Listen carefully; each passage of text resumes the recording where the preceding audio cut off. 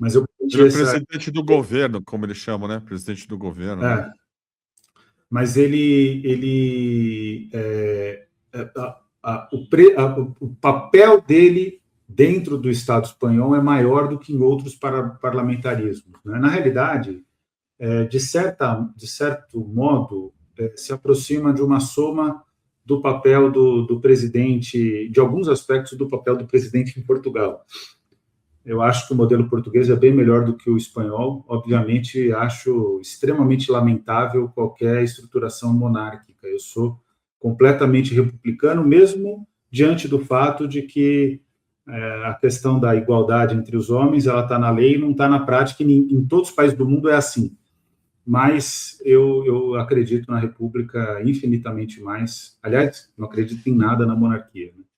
Não acho um regime minimamente honesto, porque não consigo aceitar um homem e uma mulher submetido a outro homem e outra mulher. Nem no rei Pelé, no rei Roberto Carlos ou no reizinho do Parque, Rivelino? Não, aí é outra coisa, que aí é o esporte. No esporte não existe soberania nem cidadania em risco, aí o Pelé, ele é rei, e eu vou dizer uma coisa para você, que eu viralizou até um post meu no Twitter, que eu falei que o GOAT, já que eu estava falando isso porque a geração do meu filho, que por sorte não pensa como a geração dele, os amigos dele também não pensam como a geração dele, eles acham que o Messi é o GOAT do futebol, né? Que é o fora de comparação, é o mais poderoso de todos, né? E eu falei que só tem dois esportes que você tem dois GOATs indiscutíveis. Futebol com Pelé e o basquetebol com o Michael Jordan. Por um motivo bem básico. Qual que é a camisa mais importante? Entre todos os outros, eu podia passar o dia aqui falando da superioridade do Pelé e do Michael Jordan. Mas o motivo mais básico, a camisa que designa o melhor jogador de cada time, de cada era, é a camisa 10. E antes do Pelé, que recebeu a 10 por motivo meramente de sorte, o que prova que ele que construiu o legado da camisa 10, antes do Pelé, o 10 era apenas um número. E antes do 23, do Michael Jordan, o 23 também era apenas um número.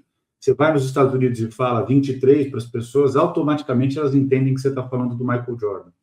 Você vai conversar com jogadores de futebol que não conseguem alcançar a 10, a opção deles, e muito competitivos, a opção deles é pela 23 do Michael Jordan. O Kobe utilizou a 8, o Sócrates utilizou a 8, Ronaldo Fenômeno, que eu, futebolisticamente, sou apaixonado por ele, utilizou a 9, que é a camisa que eu usava. O 9 é uma conquista coletiva. Se convencionou que o centroavante é o camisa 9.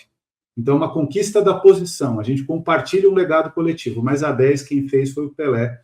E o Pelé, tudo aquilo que ele fez, hoje os outros fazem, copiam, e muitas vezes sequer sabem que copiam. Esse é o tamanho do Pelé. Tem esses vídeos que circulam na internet que são maravilhosos, que o Pelé fez tudo antes de todos os outros imaginarem que era possível fazer. E é o Edson Arantes do Nascimento que o Brasil deveria colocar o nome do aeroporto do estado de São Paulo, que é o principal aeroporto do Brasil, de Edson Arantes do Nascimento, porque o Pelé nasceu em Minas, que é um prazer para qualquer pessoa que nasce naquele estado abençoado, nasceu em Minas, mas fez a história dele em São Paulo. E o maior aeroporto não se pode chamar de André Franco Montoro. Eu tenho o maior respeito pelo Montoro, mas é preciso ter um pensamento estratégico, né? É impressionante que o quanto que o Pelé não é comemorado, por exemplo, como Ayrton Senna. E me desculpa, Ayrton Senna, o Pelé é maior, não tem nem comparação. Assim, falar, o Ayrton Senna foi espetacular, mas ele não tem a superioridade que o Pelé teve no futebol.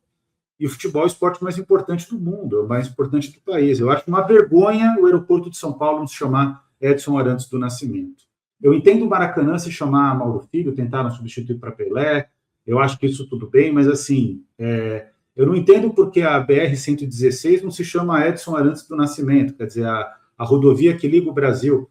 Se existe uma coisa que determina identidade nacional, é futebol. Não é completo, mas ele é relevante na identidade nacional. E o Pelé não é reconhecido como merecia. O Brasil vira as costas para o Pelé. Essa seleção que a gente tem hoje, que eu vou torcer por ela, etc., não tinha um jogador lá, como o Lula sempre chama atenção, e eu não lembro se o Neymar foi no enterro do Pelé. Não foi. E hoje, a propriedade da marca Pelé é do Neymar. Vocês conseguem imaginar o absurdo que isso significa? O Pelé não pode pertencer a uma família, ao Neymar pai, ao Neymar filho. O Pelé tem que pertencer ao povo brasileiro. E eu acho, Kiko, que ele não é tão reconhecido, e esse ponto eu não tenho nenhum vínculo com a pauta identitária, mas eu tenho total dedicação ao combate ao racismo. Eu acho que o Pelé não é reconhecido da mesma maneira, inclusive por ser negro, porque não tem nenhuma explicação de o Ayrton Senna ter uma rodovia que era Trabalhadores, inclusive, devia se chamar Trabalhadores Ayrton Senna, se quer homenagear Ayrton Senna.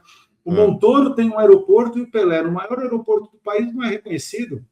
Não existe um estádio de futebol com o nome Edson Arantes do Nascimento, estádio relevante, né? Deve existir algum pequeno em algum lugar, mas não dá, né? Pelé é incomparavelmente maior. Tem o estádio Mané Garrincha, em Brasília. Que é merecidíssimo.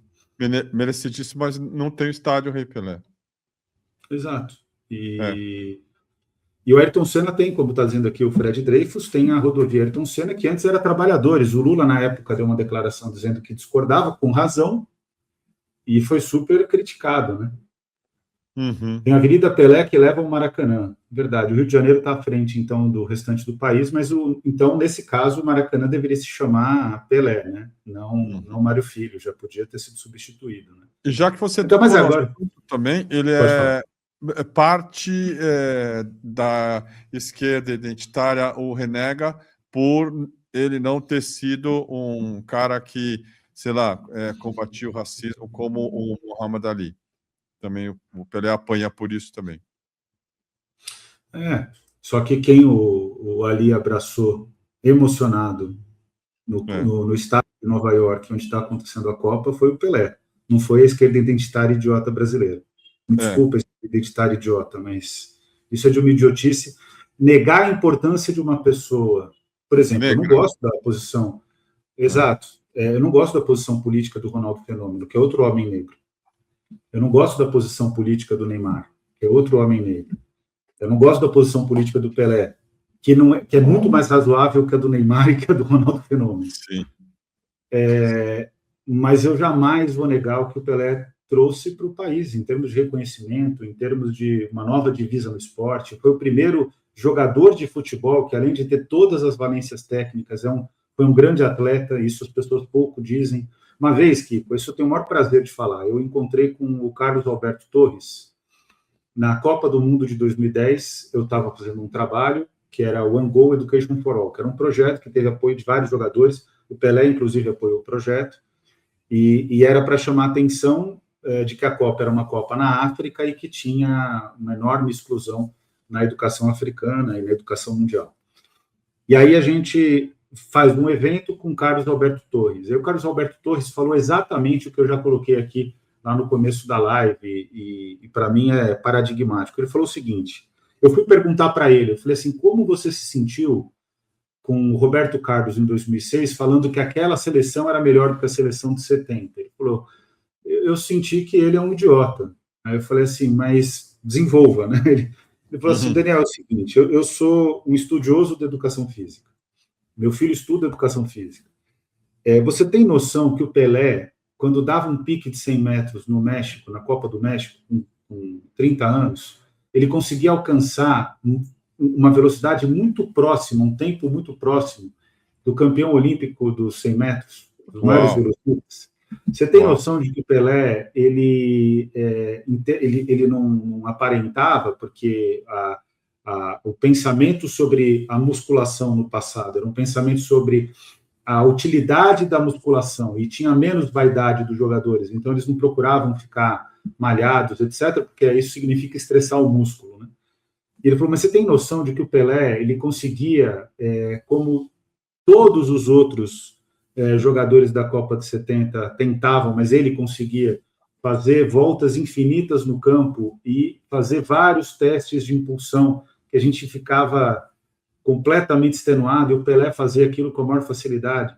Só que todos os jogadores pautados no exemplo do Pelé, que era o rei do futebol, faziam aquilo que era possível em termos de preparação física. Ele falou, se eu tivesse as câmeras de gelo, se eu tivesse todo o trabalho de recuperação muscular, se o Pelé tivesse todo esse trabalho, primeiro que ele não teria parado aos 30, ele teria parado muito mais, porque o que ele não queria era continuar jogando fora do seu auge físico. Ele sabia da importância da questão física para o desenvolvimento técnico dele. Então, foi uma decisão do Pelé, mas com essas estruturas ele teria jogado muito mais. Ele falou, o Brasil teria sido campeão em 74, se o Pelé estivesse jogando, o Brasil teria sido campeão em 78, e não tinha como segurar a seleção brasileira, porque ele estava muito acima dos demais. Ele carregava tecnicamente todos os jogadores para darem o melhor. Ele falou, eu nunca mais fiz gol tão bonito. E ele era um ótimo jogador, excelente jogador, era um craque. O Carlos Alberto Torres, né? Sim. O Jairzinho, depois da dupla com o Pelé, não foi mais o mesmo virtuose que era antes. O Tostão também.